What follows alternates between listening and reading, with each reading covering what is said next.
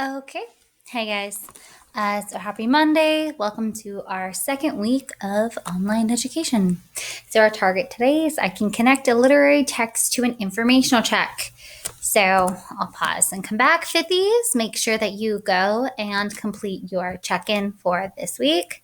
Put a comic on the top so you can be entertained by Calvin and Hobbes. If you do not know, please do that.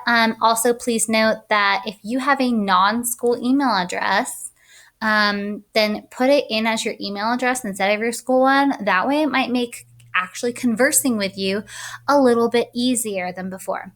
Thanks, guys. Anyways, back to our presentation.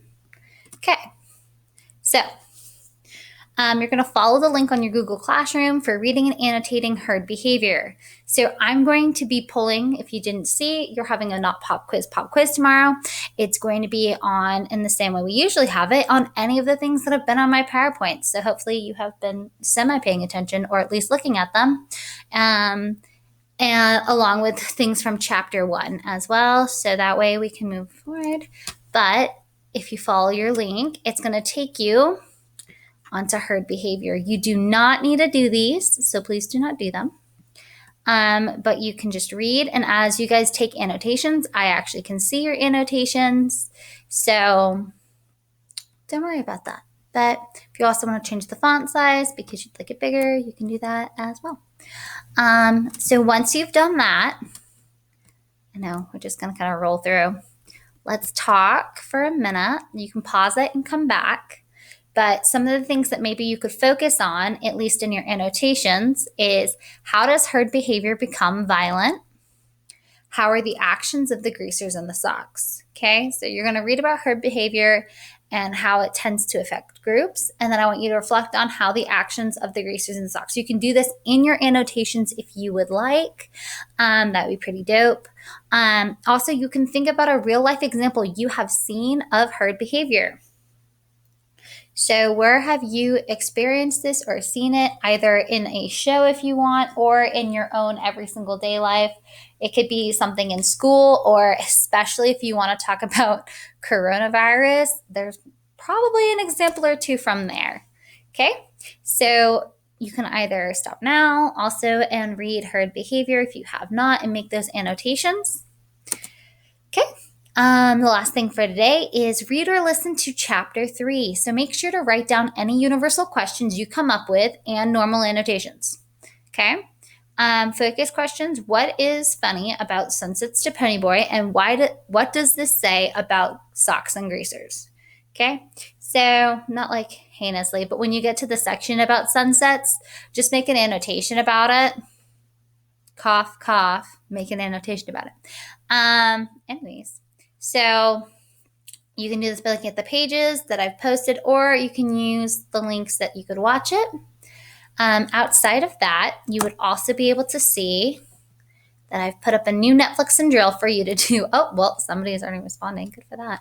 Okay. I put up a new Netflix and drill for you. So it gives you your name, the show or the movie you're watching. Remember, you can do whatever one you'd like. I also said that you guys could do an episode of the same show you did last week, as long as it's a new episode. Summarize it for me. Okay, a big issue is please include the name of the title, at least somewhere. So be like, let's go like, oh, well, it's asking me to edit the question. But hypothetically, your response would have to be something like, in the office, blank, blank, blank, blank. Okay, so one theme or central idea. We struggled a little bit with this last week, where we were trying to people would give me the main idea, so what was happening, instead of what the author is trying to say about the episode. So if you're watching and like a theme in Frozen, then like you could, I love how Frozen is the example every week. You would say like a theme would be sisterhood or family, and how that support is because of Elsa and Anna's relationship, and then her relationship with her parents. Okay, that's a theme. Your theme would not be Elsa runs off to the magical Northundra like kingdom and whatever else. Okay. So based on that theme, you could do a universal question from your show or movie. Remember, a universal question is something that takes it outside of whatever you're watching.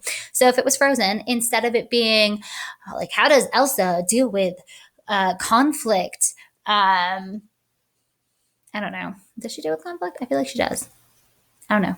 Or like, how does Elsa overcome the challenge of like discovering who she is? You could just write like, how do individuals learn who they are? Or like, how do individuals like grow into the person that they want to become? Or how do individuals like let go of their like position to be better suited to do something else? I don't know. Okay. So then you're gonna write the problem or conflict. This is gonna be Frozen 2 like every time.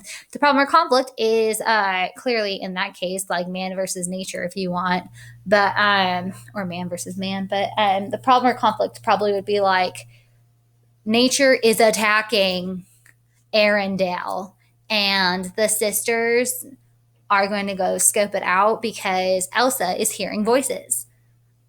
Creepy. Okay. No one ever thought that was creepy, but I was like, okay. What is the setting of the show and how does it influence the characters or plot? Okay, Frozen, dope setting. The setting is literally attacking them. Okay, like so I feel like this is a struggle question, but like think about it in that way. Like in Frozen 2, the setting is literally spurring on the plot.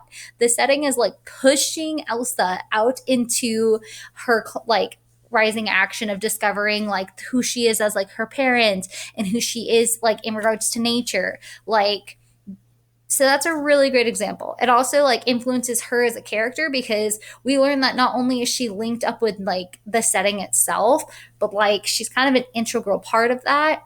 So it does both. Okay. Should I watch it? Yeah. Okay. Um so far no one has like put out 2 yet or a 1, so that's pretty encouraging. But please finish this up. So if you have any other questions, remember office hours is at 1 p.m. or feel free to email or CC on me. Thanks, guys.